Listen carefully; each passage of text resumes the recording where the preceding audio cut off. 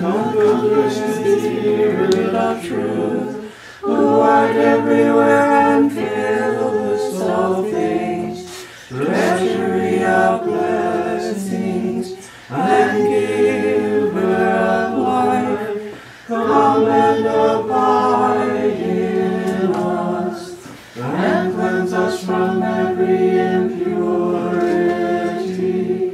and save our souls, O good one.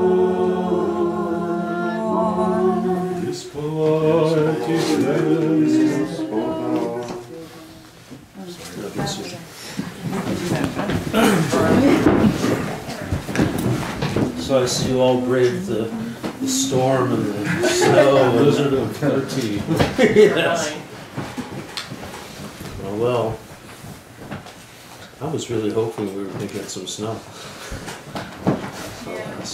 My children. Yeah, I was just not tonight. So I thought what I'd do is I'll begin the session before we go into chapter 7 by reading the summary of the end of chapter 6. It's from the patristic commentary from InterVarsity. Overview. All things are lawful does not imply a new slavery to desires, from Chrysostom. Lack of self-discipline, Clement of Alexandria, or pretending that no choices are wrong, Theodoret of Cyrus. Nor does it mean anything that might go against natural law. The rational soul is given to rule the body and draw it towards its true spiritual ends. Having become members of the body that has Christ as its head, we must not defile the body or use it for purposes for which it was not created. God finally brings to nothing what is intended primarily for the stomach. To worship food is to substitute one's belly for God. If one belongs to Christ, one ought to know better than to indulge in sexual sins, says Chrysostom. Treat the body as if it is risen with Christ's body. In joining oneself to a prostitute, one becomes one body with her. One thereby sins both against his own body and against his wife, because the two are one flesh. As the soul of Jesus clung to God and became one spirit with him, so does the soul of faith cling to light and truth, from Origen. To be united to the Lord is to become one spirit with him, in Prosiaster. Christians understand that the body is a temple, not a prison. Bring nothing defiled into this temple. Keep your body uncontaminated.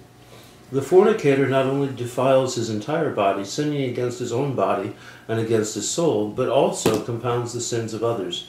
We who have been bought with so great a price must be aware of the deviousness of temptation. It's kind of a patristic summary of the patristic writings,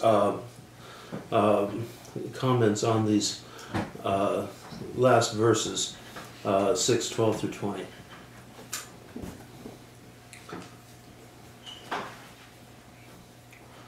Any questions before we move on to 7?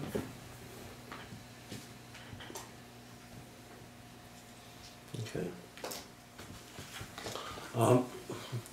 I think we'll probably try and split up 7, since it's very long.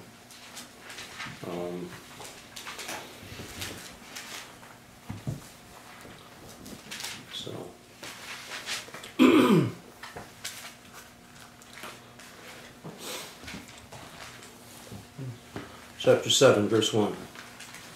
Now concerning the things of which you wrote to me, it is good for a man not to touch a woman.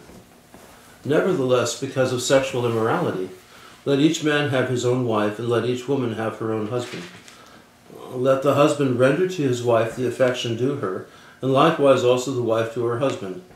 The wife does not have authority over her own body, but the husband does, and likewise the husband does not have authority over his own body, but the wife does. Do not deprive one another except with consent for a time, that you may give yourselves to fasting and prayer, and come together again so that Satan does not tempt you because of your lack of self-control. But I say this as a concession, not as a commandment, for I wish that all men were even as I myself, that each one has his own gift from God, one in this matter and another in that.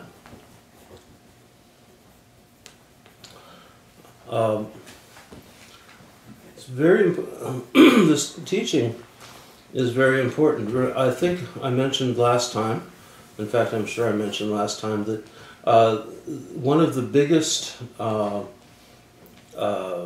challenges in the early church was not to justify virgin celibacy, but was to justify marriage as a legitimate Christian lifestyle. Because to a great extent, celibacy, virgin celibacy, was held up as the absolute Christian ideal. And of course you have the Lord, you have St. John, you have St. Paul, you have John the Baptist, you have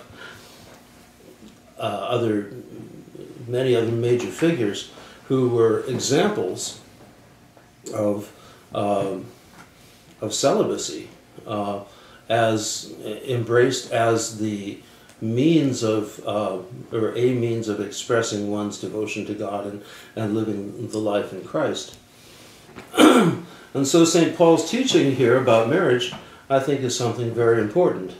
Of course, he's expanding on the Lord's own teaching, which is,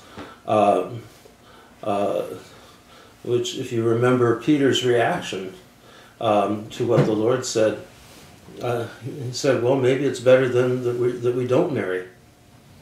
I don't remember the location of that quotation. So there was a very strong sense of that the celibate lifestyle, the consecrated virginity or consecrated celibacy was the primary way for Christians. However, of course, the Lord taught about marriage, and here St. Paul, is teaching about how important marriage is and how it is to be lived out. So he starts out, it is good for a man not to touch a woman. But then he launches into this, into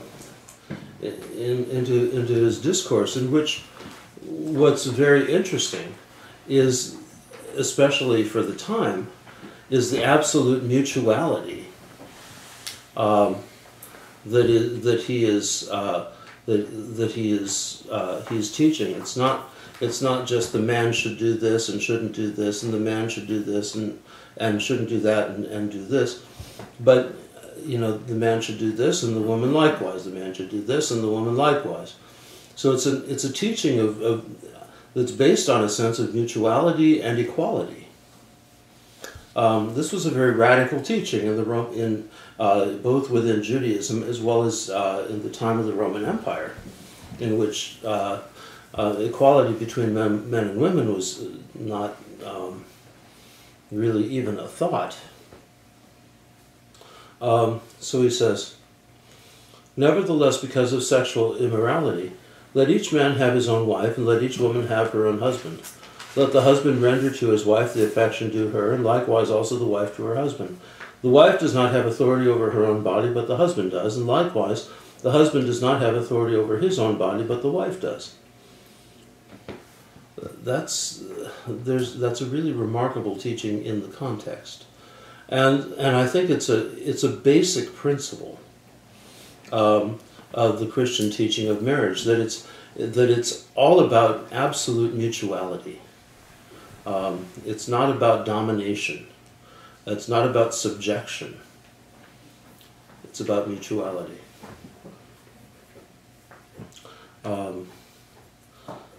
He says, do not deprive one another except with consent for a time, that you may give yourselves to fasting and prayer, and then come together again, so that Satan doesn't tempt you because of your lack of self-control. It's part of the context of this teaching, of course, is that while St. Paul is certainly exalting consecrated virginity and celibacy, and he's also seeing marriage as a kind of concession. As he starts out in verse 1, it is good for a man not to touch a woman, nevertheless, because of sexual immorality. here again, he repeats that. Come together again so that Satan does not tempt you because of your lack of self-control. But I say this as a concession, not as a commandment. Verse 7, for I wish that all men were even as I myself. But each one has his own gift from God, one in this manner and another in that. And historically, monasticism has been very highly exalted, especially by the monks. And I think it's worth. I think it's an important thing to say that for those who are called to it, monasticism is the higher way. But I would also say that for those who are called to marriage, marriage is the higher way. And part of it is that both monasticism and marriage are ways and means that are consecrated by God in the church of working out one's own salvation. Of course, St. Paul would say if you can't control yourself sexually and remain celibate, then it's much better for you to marry. But if you can, it's better that you don't. And this has been very much a teaching. Now, in our own culture, I think it's a very this is largely ignored.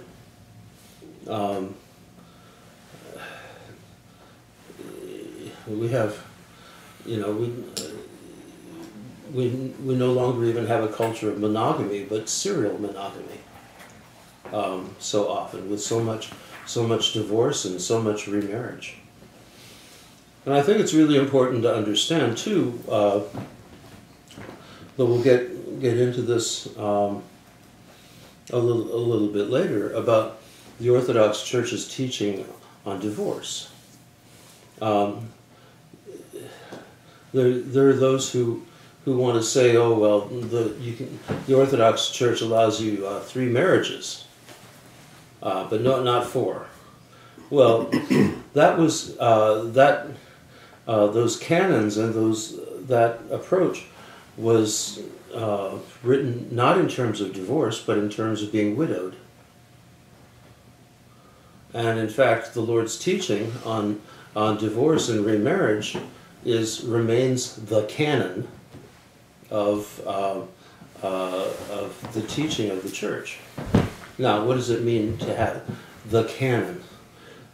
Canon means rule, or like a ruler, like a measuring stick. And in the Orthodox teaching and understanding, it's not the least common denominator. These are the basic laws that everybody has to follow, or else you're going to rot in hell.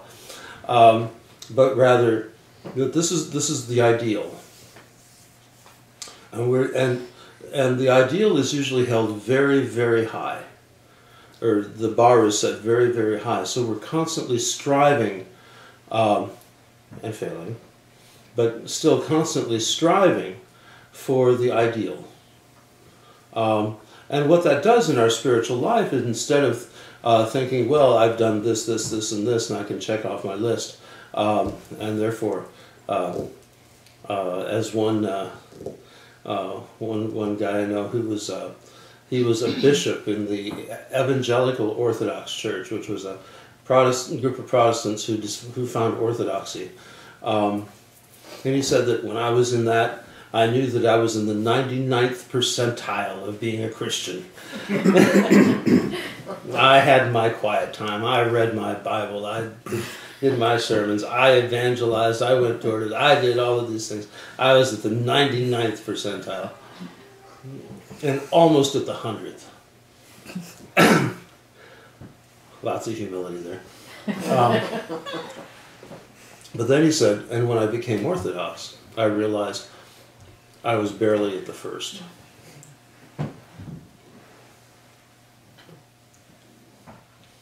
And so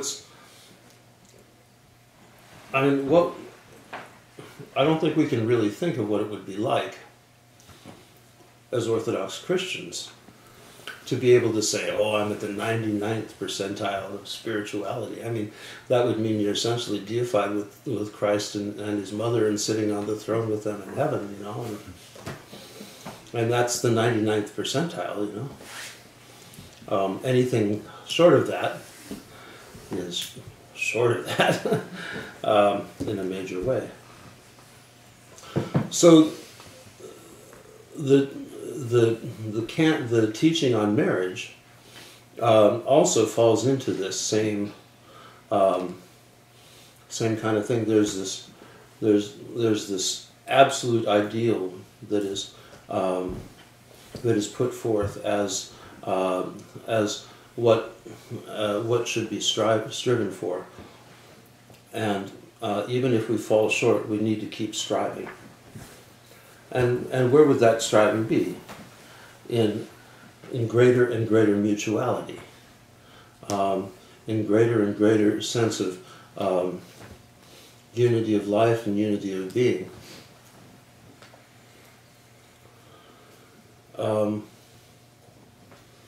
Now, let's pick up verse 8. But I say to the unmarried and to the widows, it is good for them if they remain even as I am. But if they cannot exercise self-control, let them marry, for it is better to marry than to burn with passion. That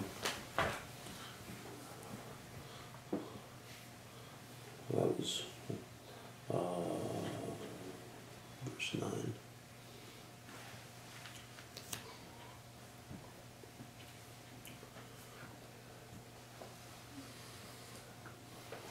Actually, in the Greek, it just says it's better to marry than to burn. With passion is a addition to the text. Now to the married, I command, yet not I, but the Lord. A wife is not to depart from her husband, but even if she does depart, let her remain unmarried or be reconciled to her husband. And a husband is not to divorce his wife.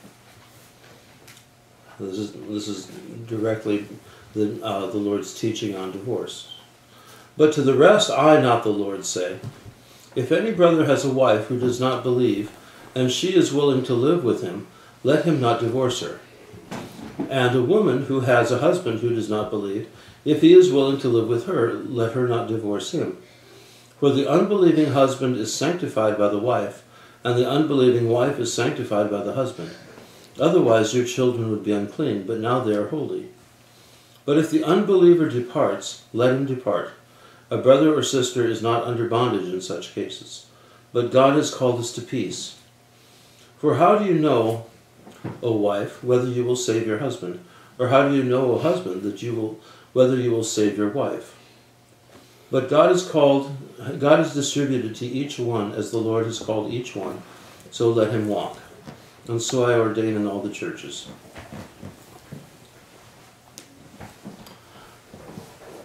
I think we've all seen cases where one husband will lead, or one spouse will lead the other into the church, and both be sanctified, either the wife or the husband. Though I have to say, I love Frederica Matthews Green's stories. Talking about how orthodoxy is it's a guy thing.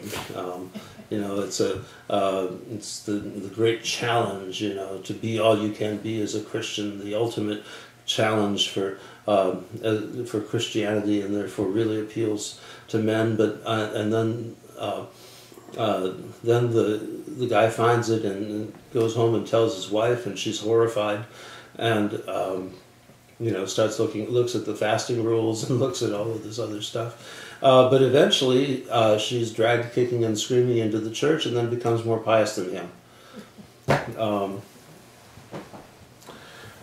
And that's and I think we've all seen that kind of pattern happen.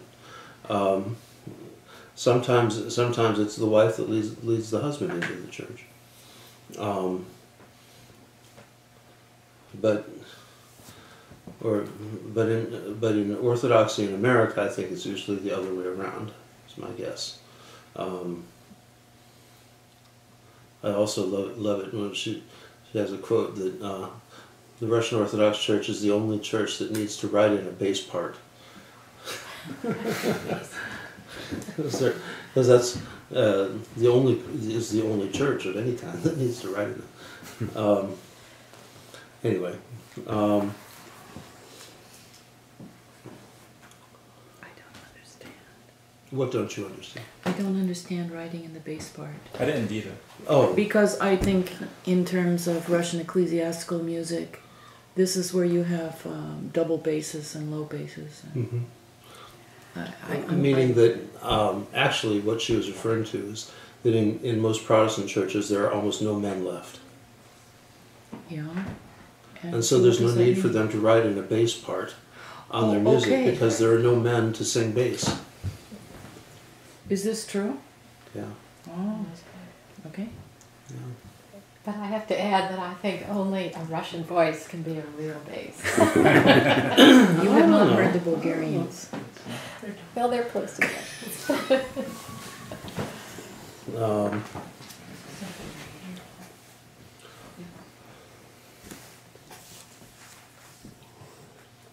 Now, I think one of the interesting parts of the teaching here of St. Paul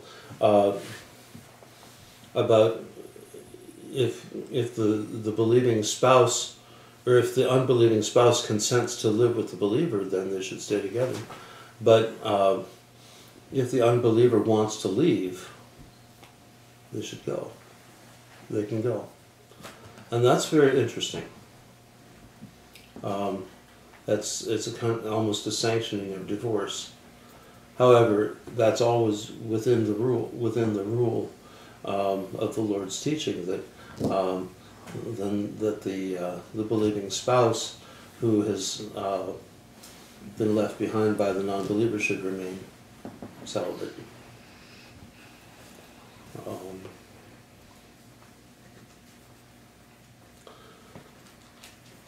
Back to verse 17. As God has distributed to each one, as the Lord has called each one, so let him walk, and so I ordain in all the churches. Was anyone called while circumcised? Let him not become uncircumcised. Was any called while uncircumcised? Let him not be circumcised. Circumcision is nothing, and uncircumcision is nothing. But keeping the commandments of God is what matters. Let each one remain in the same calling in which he was called. Were you called while a slave? Do not be concerned about it. But if you can be made free, rather use it. For he who is called in the Lord while a slave is the Lord's freedman. Likewise, he who is called while free is Christ's slave. You are bought at a price. Do not become slaves of men. Brethren, let each one remain with God in that state in which he was called.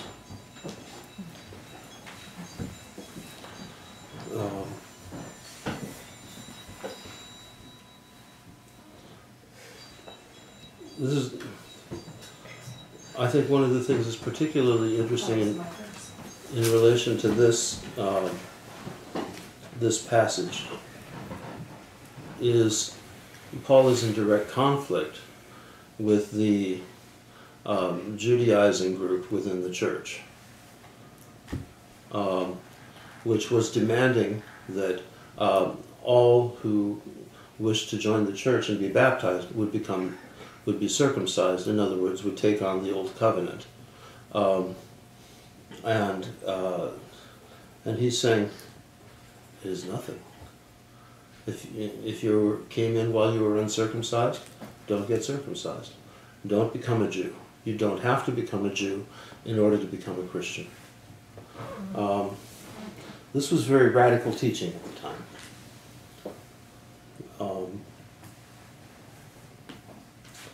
And also about slavery. Were you called while a slave? Don't worry about it. Very, not exactly what we would call politically correct language in our own day. And certain, but it's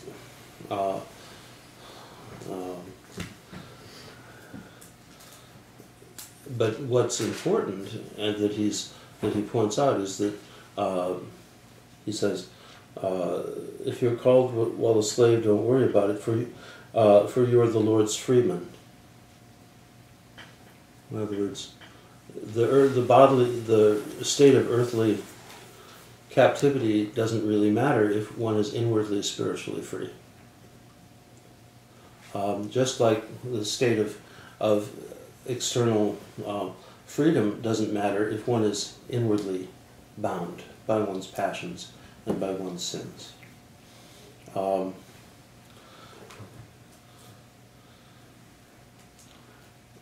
That state of slavery doesn't necessarily mean that a person has to be enslaved in spirit, but that we can be free and be completely enslaved to our passions. And so, to be able to be free from our passions free from slavery to sin is the real freedom, and not simply socio-political freedom. Now,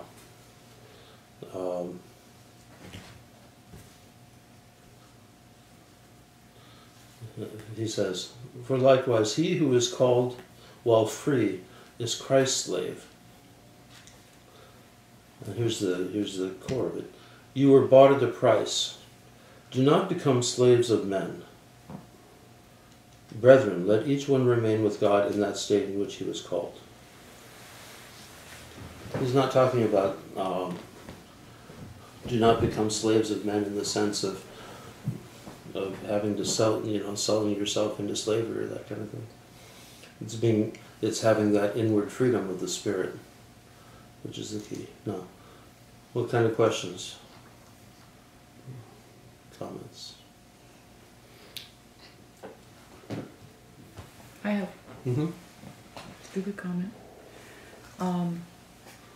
I was thinking that this is a burden, and that without the sun of your light. And I was thinking of the Bulgarian saying, which you say, if somebody has just died, you say, may she lie light in the earth. Lesnai zemya. So it's sort of like, because her soul is not burdened, she's light. And that is kind of lightness is what you're talking about. I mean, to be spiritually free, and I think this is really the whole point of so much of this epistle, is to have that absolute internal freedom, which is that one is in complete control of oneself. That we're not enslaved to any of our passions or our sins. We're not under compulsion to have any kind of behavior or any kind of activity, that we can control ourselves completely. And that's certainly the context of Paul's teaching on marriage and celibacy. That it's better to remain celibate if you can control yourself, and if you can't control yourself, you can marry, but you have to remain faithful within marriage. You can't be messing around on the side, and that's part of this inward freedom. Whether it's the more radical form of celibacy or the slightly less radical form of a chaste marriage, where the husband and the wife are there solely for one another and not for anyone else. Both are ascetic forms of life. Both are a context for self-denial, And it's through that self-denial that inner freedom comes, so that, for example, a person isn't driven to, for example, go to a prostitute, but has self-control.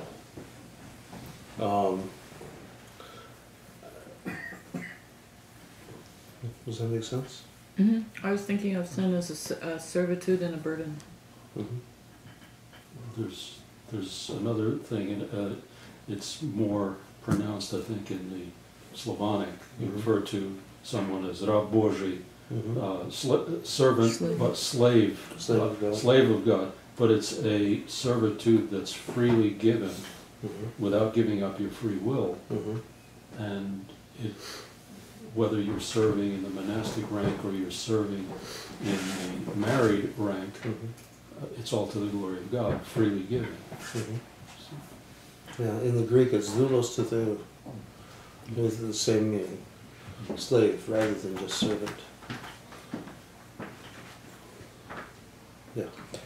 I wanted to come back to that part when Paul writes about when one spouse believes and the other doesn't believe, and they should stick together because believing spouse sanctifies the other one.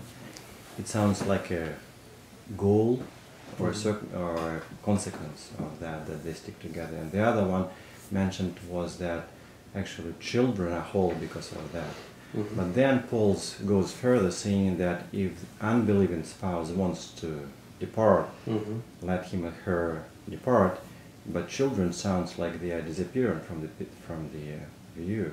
Yeah. Paul doesn't say anything about that. So I don't know whether it's a question or a comment. I just don't Mm-hmm. feel that it is finished, because children are actually the main consequence of their family life. So, and they suddenly just disappear. Yeah, Mhm. unbelieving spouse departs, you live your own life, you keep to celibacy, but what about children in such a case? Well, I think, yeah, I mean, he doesn't deal with it.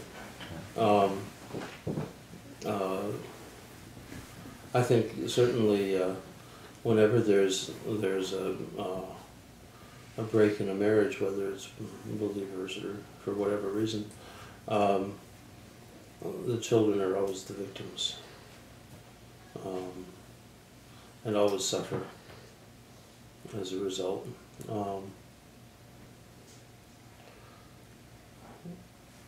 So I don't think St. Paul is encouraging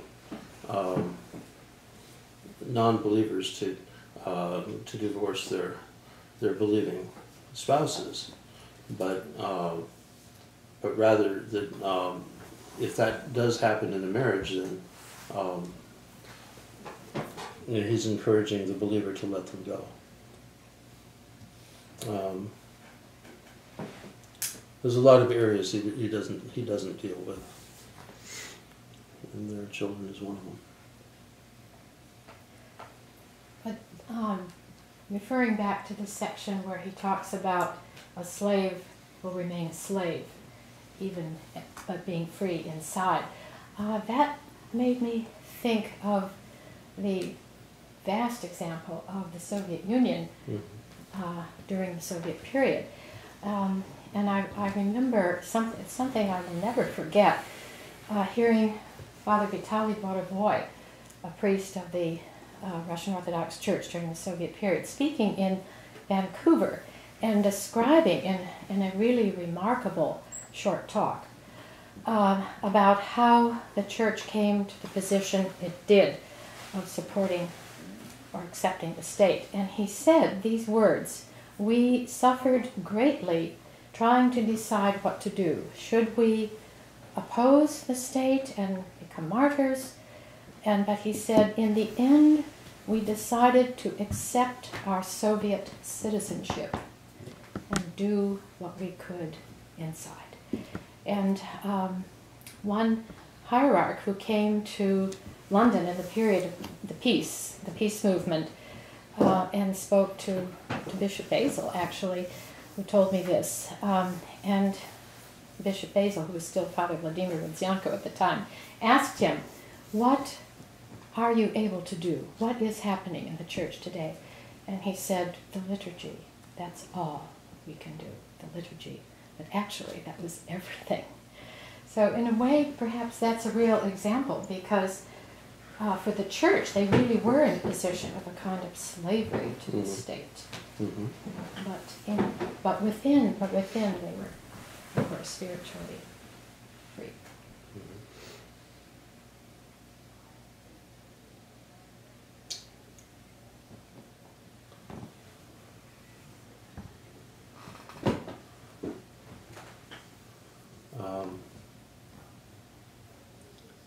Some of the comments are kind of are kind of interesting in regards to Ambrosiaster says in regards to this whole question of separating.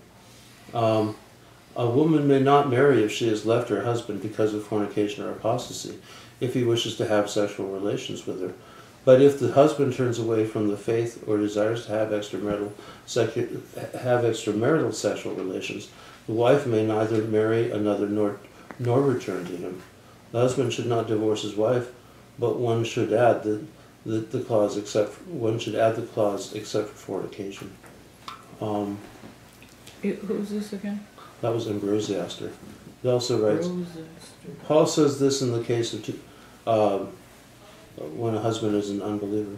Paul says this in the case of two Gentiles, one of whom has become a believer. Normally a pagan detests Christianity, and a Christian does not want to be contaminated by paganism.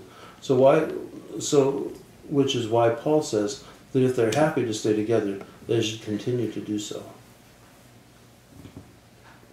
I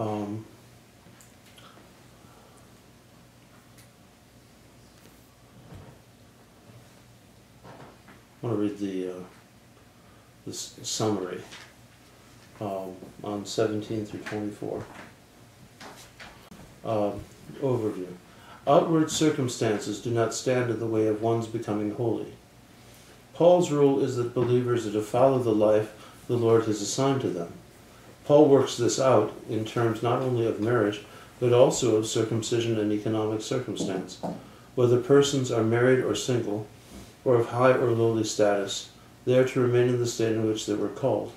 God does not judge us by our own external status, such as slave or free. Similarly, there is no reward for either circumcision or uncircumcision. Neither remove the marks of circumcision nor try to convert the uncircumcised to circumcision. Once it is cut away, flesh cannot be replaced. One enslaved by gluttony or passion can hardly be said to be free. Having been bought by God, we must not become slaves of our fellow beings. Believers are free from real slavery, being slaves of Christ, and are thus incomparably free in Christ. So, any other questions in this section? And on one hand, the teaching is just very straightforward. I think it is. It's tough, but straightforward. Verse 25. Now concerning virgins, I have no commandment from the Lord, yet I give judgment as one whom the Lord in his mercy has made trustworthy. I suppose, therefore, that this is good because of the present distress, that it is good for a man to remain as he is. Are you bound to a wife? Do not seek to be loosed. Are you loosed from a wife? Do not seek a wife. But even if you do marry, you have not sinned, and if a virgin marries, she has not sinned. Nevertheless, such will have trouble in the flesh, but I would spare you. But this I say, brethren, the time is short, so that from now on even those who have wives should be as though they had none, and those who weep as though they did not weep, those who rejoice as though they did not rejoice, those who buy as though they did not possess, and those who use this world as not misusing it.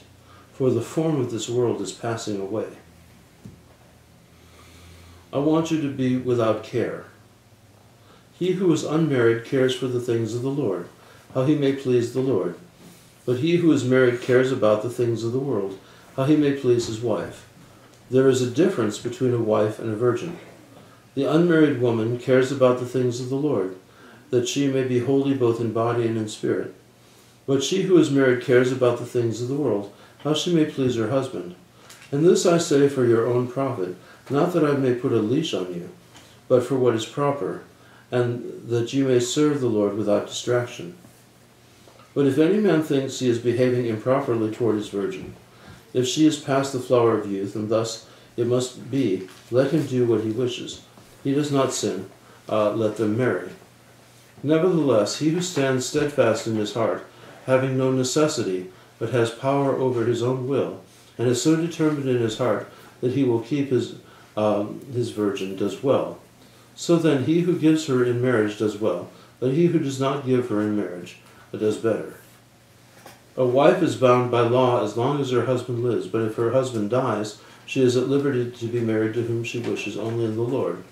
But she is happier if she remain as she is, according to my judgment. And I think I have the Spirit of the Lord, the Spirit of God. This would seem to contradict what you said before, because it's saying that the wife can then remarry.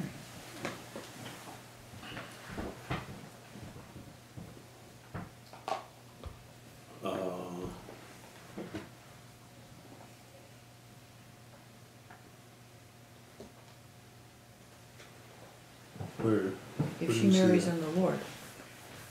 The widow. Oh, She's a widow, widow, yeah. I mean, he said that. Well, he's a widow, not somebody who's been divorced.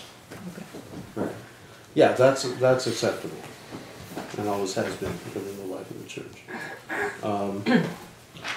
But the ideal, of course, that he's holding up is to remain in celibacy.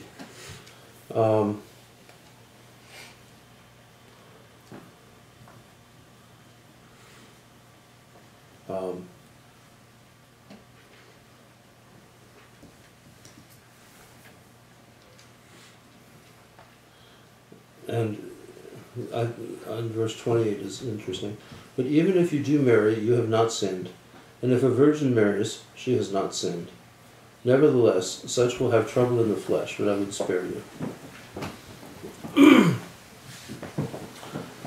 Certainly, and I think the context of what they're referring to is that people were betrothed, often at very young ages, even as children, and so there would be this relationship which would remain unconsummated until the couple, or especially the husband to be, was ready to take on the full responsibility of a wife, and I think that's what he's talking about by keeping you virgin. In other words, maintaining, remaining betrothed, but not consummating it into marriage. Which is why, if they do marry, it's not a sin, but it's also a good thing if they do not ultimately consummate that marriage and choose virginity.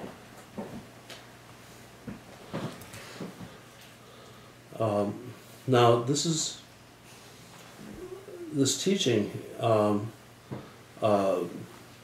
is so much of this teaching is the basis of monasticism, and the encouragement the church has always given towards people who want to live a monastic life. And it certainly is the case that if you're unmarried and if you're and you're a believer, all you need to you care primarily for the things of the Lord. And he says this both in terms of men and women. But if you're married, then you have to care for your spouse, and you're distracted. In other words, for the things of the Lord. In fact, he says this, and this I say for your own profit, not that I may put a leash on you, but for what is proper, and that you may serve the Lord without distraction.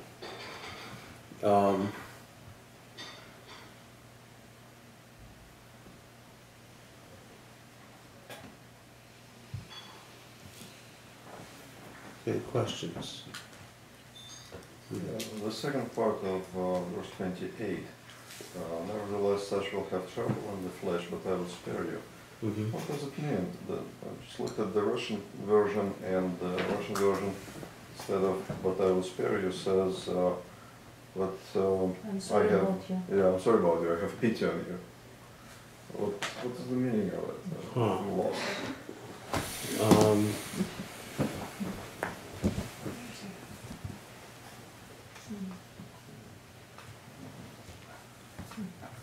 It says if you do marry, you have not sinned. And if the Russian marries, she has not sinned. And the Russian version says "девица," well, young lady, right? Yeah, that's presumably Russian. But nevertheless, such will have trouble in the flesh, but I will spare her, or I will have pity on you. What does that? The Greek word is phaidamai. And it's and he says, and I would spare you, to spare.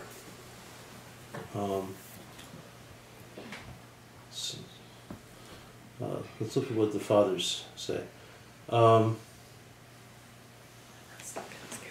Sparing them worldly troubles. Origen says, the virgin is spared earthly troubles and set free by her purity as she awaits the blessed bridegroom. Ambrosiaster, if you marry, you do not sin. The man who marries does not sin because he is doing something which is permitted. But if he refuses to do it, he earns merit and a crown in heaven. For it takes great self-control to avoid doing something which is not expressly forbidden. And Chrysostom. Paul is not speaking about the woman who has chosen virginity, for if such a woman decides to marry, she has indeed sinned. If widows are condemned for entering into second marriages, how much more is this true of those who? How much more is this true of those who called to remain virgins?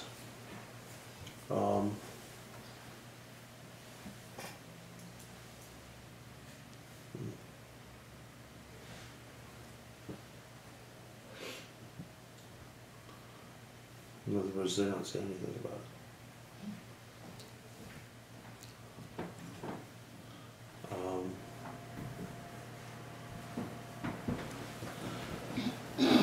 Yeah. My reference is 2 Corinthians where it says, "Do not be unequally yoked," as a way of giving further explanation of this passage. Well, thank you very much. Well, I don't need the sugar. I'll give you that back.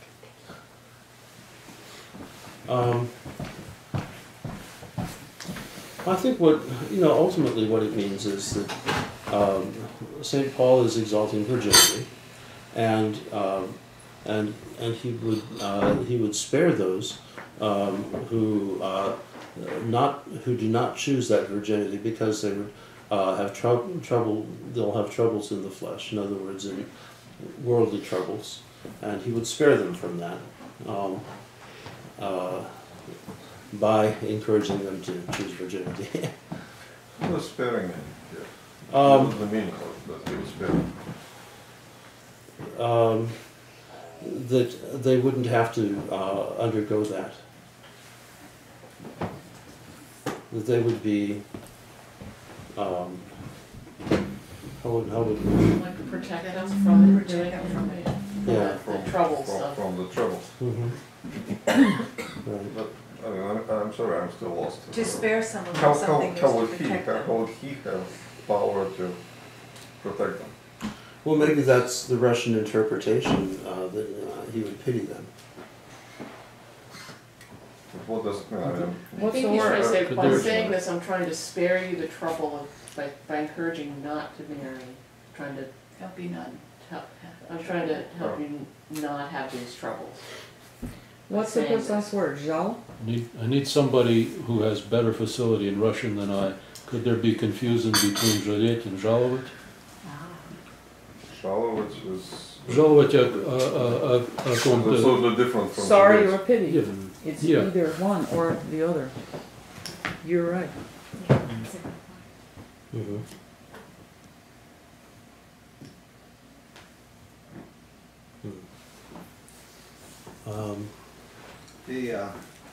The teaching is straightforward, Mm-hmm.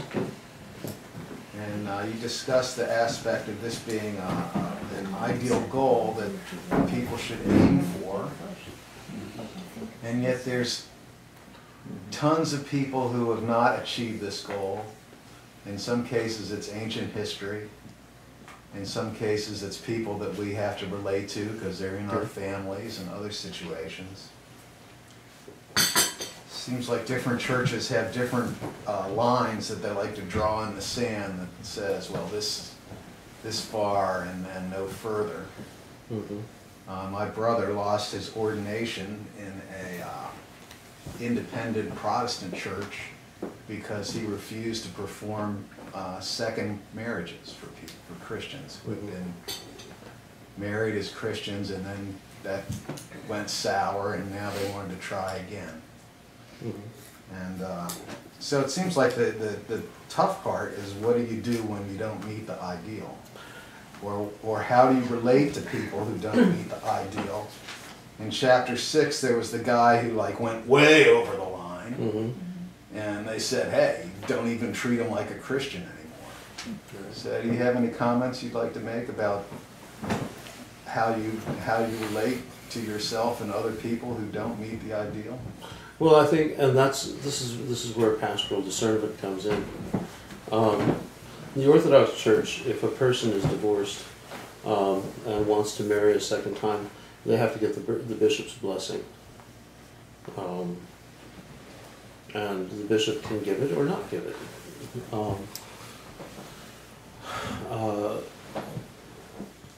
I tended to give it, actually.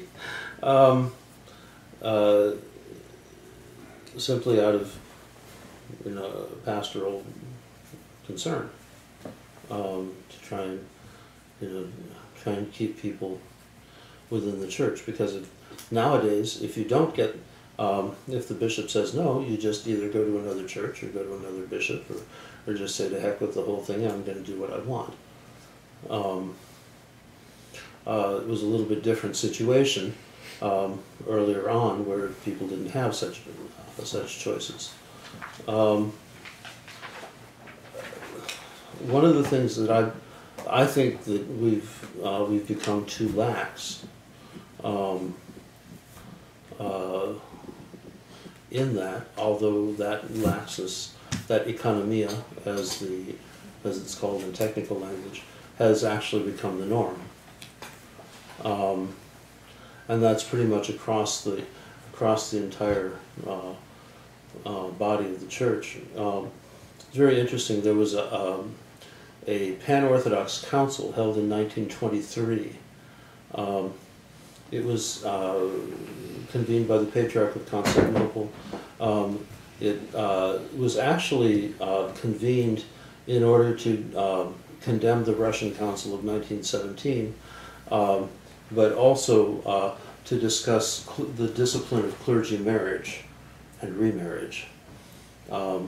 Because what's happened in the Orthodox world, for the most part, is that while these disciplines of marriage and remarriage have been let go, in other words, people who've been divorced can get a blessing to remarry as long as they're lay people. But if they're clergy, that's not the case. This was an extremely damaging council, because many of those churches that participated in that council embraced a much more liberalized discipline or practice of allowing clergy to remarry after they've been either widowed or divorced. This was also the council that produced the new calendar, led by Miletios Metaxakis not so blessed memory, shall we say. There's a fascinating thesis, by the way, a book written by Patrick Viscuso. Patrick Viscuso, who's a Greek Orthodox canon law specialist here in the Washington area on this Reform Council of 1923. What's the name of The book? Yeah. Search for Reform. Yeah, it's very interesting. author? Father Patrick Viscuso. He's Um, serving at St. Catherine's right now. Very good man. I was really interested by Dukakis's reaction to Metropolitan Anastasi's response Huh. to the question of I don't remember it. the argument, and I think it was posed by a bishop from Montenegro, was that there are 5,000 some odd priests who have been widowed, who have been made widowers, and they have minor children, so they're in the awkward position of either bringing in a housekeeper and being a source of possible scandal, or neglecting their children, and that being a source of scandal, or leaving the church, leaving the priesthood. And therefore, economia should be exercised and they should be allowed to remarry.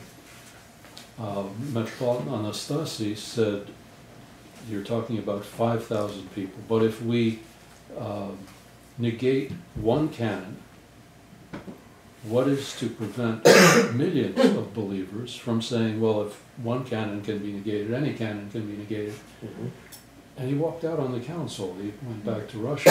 The next day, the patriarch announced that he had talked to Metropolitan Anastasi, and we could consider that it was unanimously approved that we allow remarriage. Mm-hmm. Yeah, that's generally not in the Russian tradition churches. That's generally not the case that remarriage is permitted. In the Greek churches or the Byzantine churches, including the Serbs and the Bulgarians, and I don't remember the Middle Eastern churches, there's a much more liberal attitude towards the remarriage of clergy.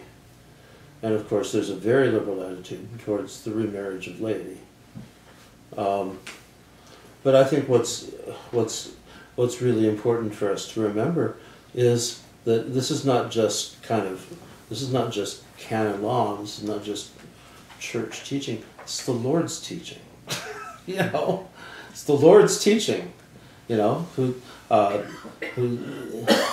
said about marriage and divorce, and that if a married man divorces his wife and marries another, he commits adultery against her. This is the Lord's teaching, and so what higher authority is there than, and how can that be set aside? And so, Side question, Vladika.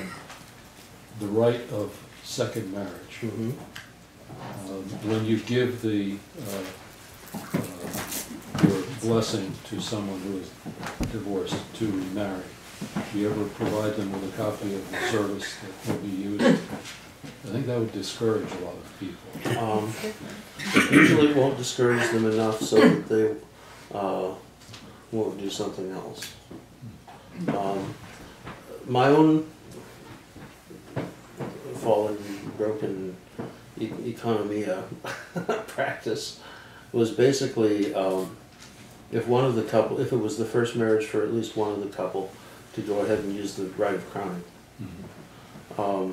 But if they were both divorced with living spouses, mm-hmm. then the right of second marriage, which is very penitential. It's the reading. It's better if you can't control yourself, it's better to marry than to burn. And, you know, Psalm 50 is at the core of the service.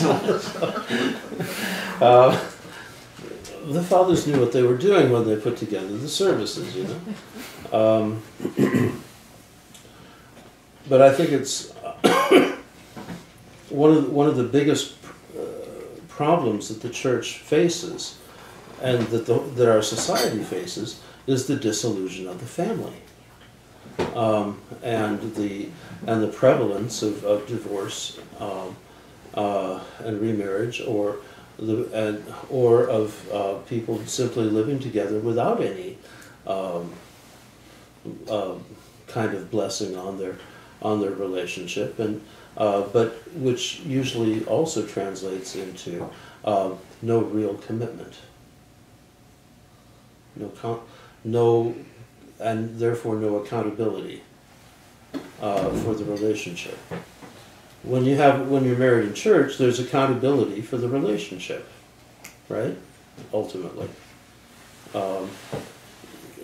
you've not only had all of these people come and witness that, you know, you've had these prayers said over you, the marriage has been crowned, it's been brought into the kingdom, that it should, that it's something to last forever, and on and on and on and on.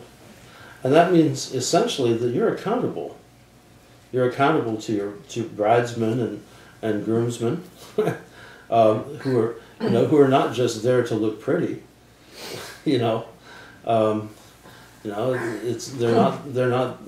not just there to hold up the crown and bonk the couple on the head once in a while, but they're.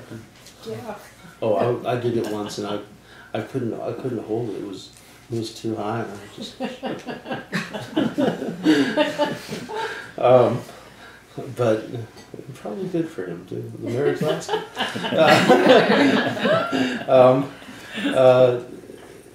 It's to have these people are your sponsors in marriage. The bridesmen and the groomsmen. Yeah. But I think that whole marriage kummevi business outside the Balkans is died out in the 19th century sometime. Sure, it has. So Just the like idea that godparents you're is having to a a extent. godfather to help you through marriage and keep it orthodox. Right. A lot of it has become simply kind of cultural relic of these things that really were incredibly important in maintaining the marriage within the community of the church, and within the greater community. Same thing with godparents. It's not just, you know. But those are godparents. Yeah. Yeah. I mean, it's a parallel kind of relationship.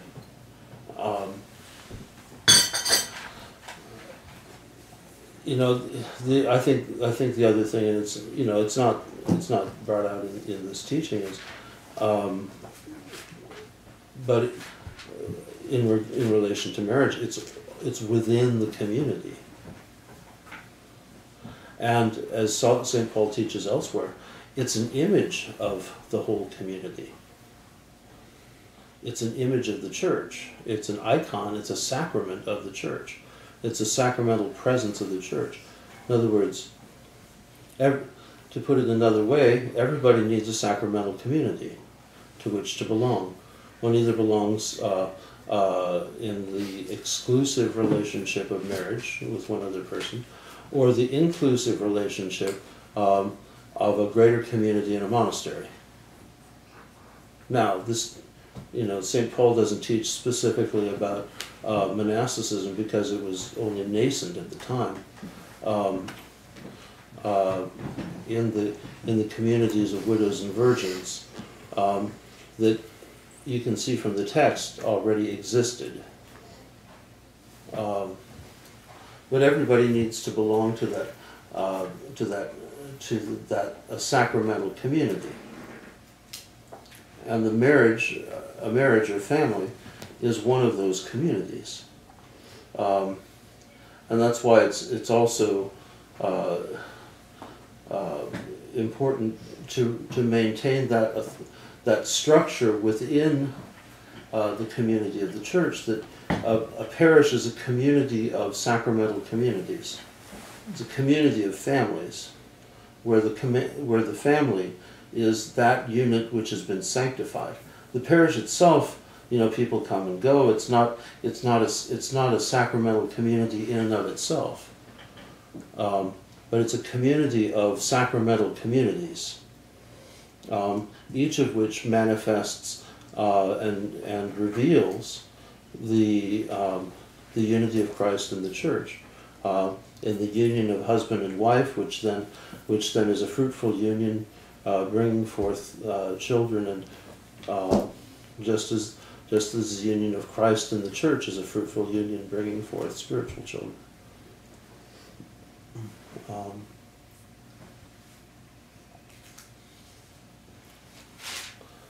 What else?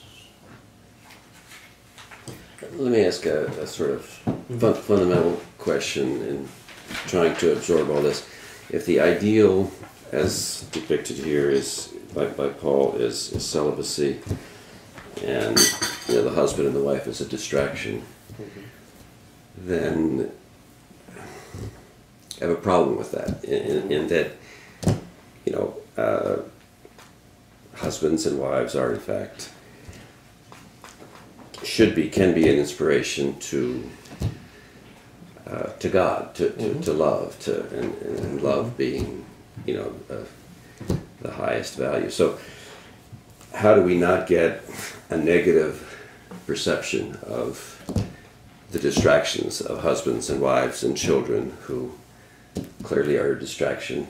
How do we accept that this ideal, in the spiritual sense, can't lead to, you wouldn't have any children if everybody were celibate. So how do we get, despite the fact that this spiritual ideal is something that certainly monasticism can support, how do we not get a negative impression of the real world that we live in, that nevertheless we want to be inspired from a spiritual sense? Well, I don't think this is the particular textual locus of that teaching. If you look in Ephesians, for example, his image of marriage as the ultimate revelation of the union of Christ in the church. That's a very highly exalted vision of marriage. And Paul's, and so you've got to take a very balanced approach. Paul is, he addresses issues, Corinthians was written, like most of the epistles, to address specific issues in a specific place at a specific time. Whereas Romans, for example, was much more general, and Ephesians, was different issues in a different place, in a different.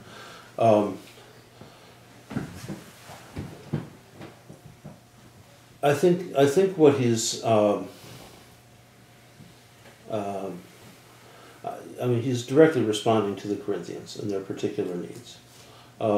He's affirming this kind of general attitude that persisted in the early church of the higher value of virgin celibacy. That was there, and he's affirming. But he's also trying to show that marriage is also an important way for people to work out their salvation.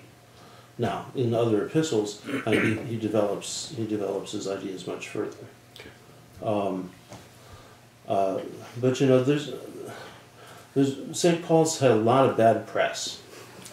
Because there are people who don't like him. They take him just at face value and from one place or another, and they think that he's anti-marriage and anti-women and anti-this and anti-that. And the reality is that's not true. It's that they haven't read the whole text. You know, they don't understand what they're talking about. But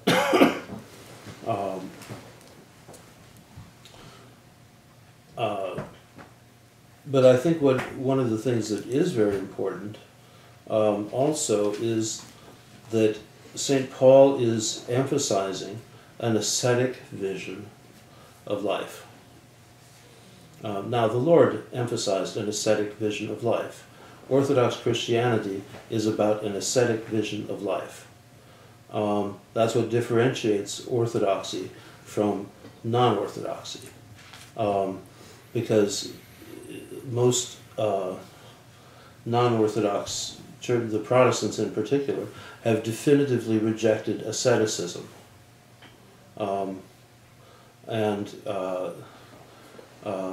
As having any value. And if you get into like a Calvinist system, it doesn't make any sense even. You know, you're saved or you're damned, and there's nothing you can do about it. Well, we reject that definitively. But that this ascetic approach is equally important, both for those who dedicate the totality of their lives to that asceticism. In other words, the single man is one who need only care for the things of the Lord. Whereas the reality is, if you're married, you got to worry about your wife. You got to worry about your kids. You got to worry about not just feeding yourself and putting a roof over your head. You got to worry about feeding your family and keeping a roof over their head, and God knows all of the other kinds of distractions. But there's still an ascetic. There's an ascetic component to it, and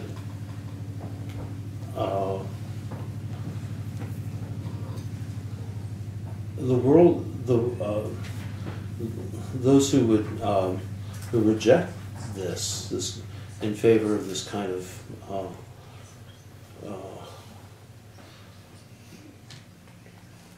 post late 20th century anti-ascetic, or in other words, liberal worldview, can't understand a passage like this. It would make no sense to them. Well, let me pull on that a little bit more. I think most of us are here in part because we're attracted to the ascetic ideal. Can it be, though, a threat to the marriage? To in fact, if I want to be totally ascetic, I don't have time for my wife and children anymore. If I can get to it. There's a great line from, I think, Chrysostom in here. Maybe not Chrysostom.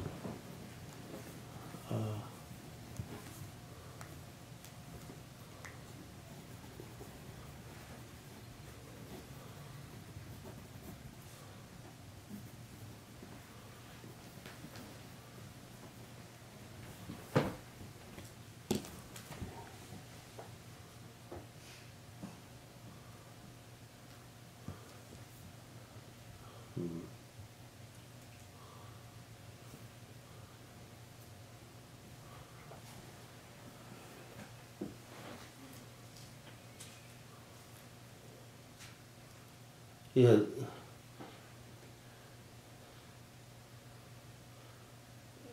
Somewhere in here it says, he quotes they quote one of the fathers saying, who are you to inflict your piety upon your wife?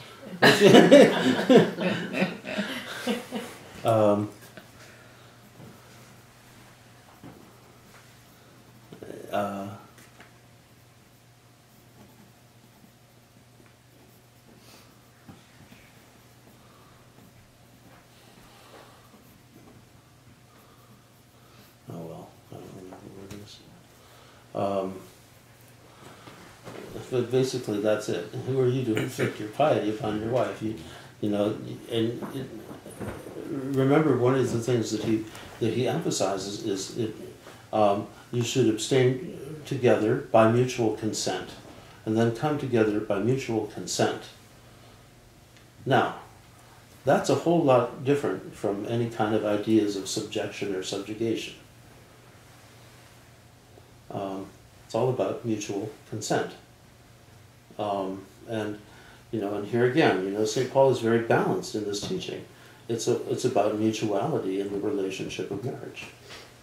And I think that's the real core of the Christian ideal. And certainly of scriptural teaching on marriage. So. And Bladika, there's stories of families who have, even within a husband and wife, even within a marriage, they chose together to actually live an ascetic life and to go to a monastery and to actually give their lives to Christ. Exactly. And there's stories of whole families who have done that, children and all. Yeah. And my husband had a wonderful, Bishop Anthony's church. I mean, literally all of his brothers and sisters, I think minus one, it's pretty amazing. So I feel like there are examples of those who choose to sort of live physically in the monastic life and even as family, but then those who try to spiritually, reach that. That is sort of our, collective goal each day, that we live like that. But, I fall short, but, I think that's the ideal that he's trying to talk about is developing that community, whether physically or through in your heart. But Exactly. There's a book being published, ready for publication, from St. Herman of Alaska Press. It was a doctoral dissertation by it's the priest at St. Andrews in Riverside, an Antiochian church. I can see him. Josiah Trenum. Josiah Trenum. Thank you. on St. John Chrysostom on marriage. And this is a very controversial dissertation because he basically just presents Chrysostom teaching what Chrysostom does, which is basically an ascetic understanding of marriage. But knowing Father Josiah, my guess is it's very good. I was talking with Father Damascene from Platina, and he's editing the text, so it should be out fairly soon. But it's raised lots of hackles. So it's 9 o'clock. Okay. Any other questions or comments? Okay. Well, just since you made a comment about Protestants, and I agree that the asceticism is one of the key differences. Mm-hmm. And when I read the Apostle Paul, I see that it seems that the whole purpose of his asceticism is just to get the job done. Mm-hmm. Okay? It's not because when you are ascetic, it does any special benefits for yourself. Mm-hmm. Maybe you can point out a couple of verses where this is not true. But mainly it's about, man, I just want to completely serve the Lord and get the gospel out everywhere. So everything else just goes out the window. Yep. So could you comment on that view of asceticism compared to the type of asceticism of, I don't eat these various things because it helps me master myself? Well, I think there are both views. The highest level, of course, is exactly the one that you enunciated.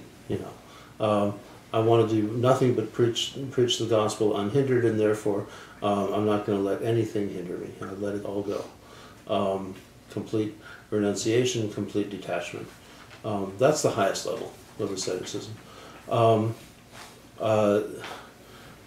I think very often we feel like we're being really pious in our asceticism by checking all the labels and making sure that that there's no there's not a drop of whey in the cookies that we really want to eat, and we're going to buy anyway, even though it's the middle of Lent, and on and on and on.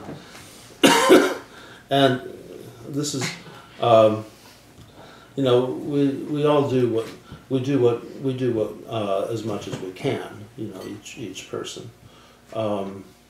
Not everybody has the inner freedom to be able to renounce everything and simply go and follow Christ.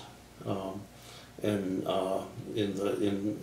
that way of, which is usually in our tradition, of course, radical monasticism.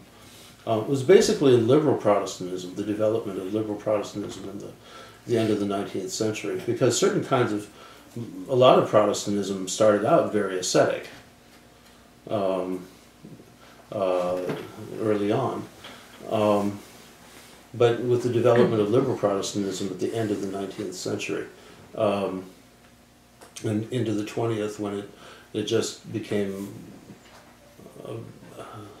more about social service than anything else, that there was the whole ascetic vision, I think was lost. I think it's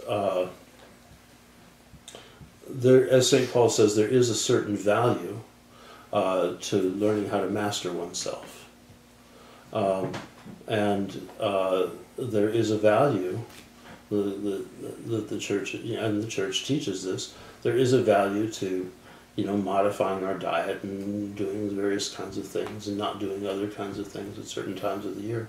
But those ultimately are, that's really ultimately not what asceticism is about. It's a kind of a side thing, because the real asceticism, at least my own synthesis of the fathers, is not about what you eat and what you do. It's about how you. It's about whether or not you watch your thoughts and give into your thoughts, and whether you cut off the evil, sinful, judgmental, and hateful thoughts, and thereby maintain an inner purity. That's the kind of asceticism that really enables you to cast off everything and go and follow Christ, because you're not attached to anything. You're detached from everything in a healthy way. And so I think that's the real asceticism that we're ultimately called to work up to. But living the Church's rules is a valuable thing, but it's not. That's not the goal. The rules are a means. It's a means of helping us bring ourselves under control, and a means of reminding us to try and sanctify our lives. And so that's why the fathers teach that while it's important, you know, to obey the rules, you find out what works best for you. So, for example, if you're a nursing mother, you're forbidden from fasting. You know, you've got a different kind of asceticism. If you're old and weak, you're forbidden from fasting. But if you're young and strong and full of passions, you better fast really hard. And it's each one, you know, each one needs to find out what works for him or her to bring you into deeper and deeper communion with God. Because some things do and other things don't, and each one is uniquely given the gift. To some, as St. Paul says, to some is given the gift of chastity, to some is given the gift of marriage. It's not, and the reality is that one is not higher than the other, except for the person to whom that gift has been given. So, Does that make sense? Well, it's a complex discussion, and I don't think we need to burden everybody else here. No. There's several passages that would be worth discussing. Mhm. But, that now's not the right time for that. Okay. But yeah, that's helpful. Okay. I was thinking about balance in general because you were talking about how wives and husbands have to show equal love for one another. Mhm. And that sometimes a husband or a wife will balance each other in going too far with asceticism, or vice versa. Right. But also I was having this very uncharitable thought. I was wondering whether Metaxakis was a secular leader during the time he promulgated that remarriage of priests business, and He was Patriarch of Constantinople. yes, but he had not become secular. In other words, was he promulgating, going to war? In other words, being a secular ruler is that Metaxakis. Okay, so we have two Metaxakis. This is Meletios Metaxakis. Oh, okay, all right. I'm sorry, memory. I'm sorry. And but the other thing was, I was thinking at the same time, I know this Bulgarian priest. He was a wonderful priest, but his wife ran away with a guy to Bulgaria, and he said to me, "I'm instantly a monk, and I'm not prepared." Mm-hmm. I mean, there is a human dimension to all this. Right. And that's why there has to be. That's why there is economia within the life of the church. And so for example, it's going to be a different case of economia for, if a priest is widowed at 25 years old and has 3 kids under 5, then say another situation that happened that an older priest is widowed and he persuades the bishop that he can be married later on to a divorced woman.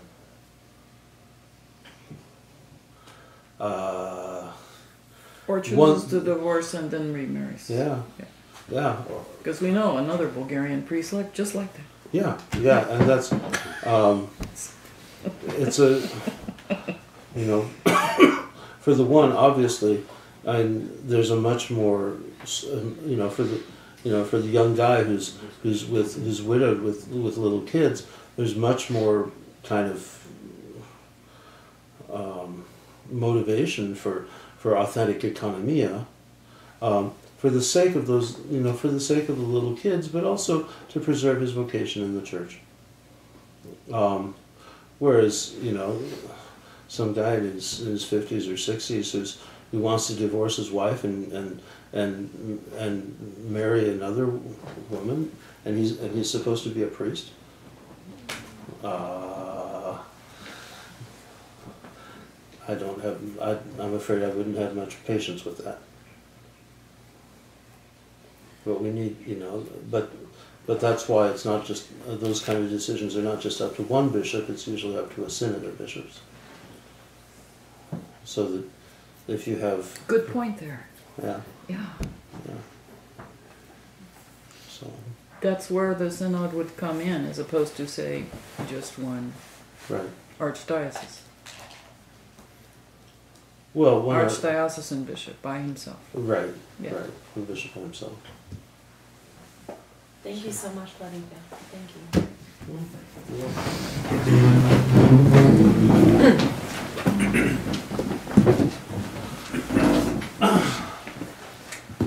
It is truly me to bless you, O Theotokos,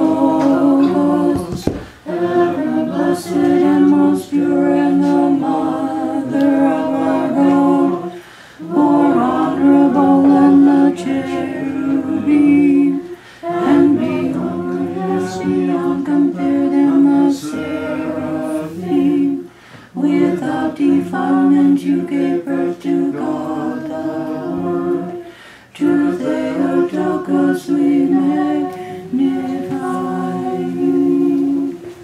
His blood declares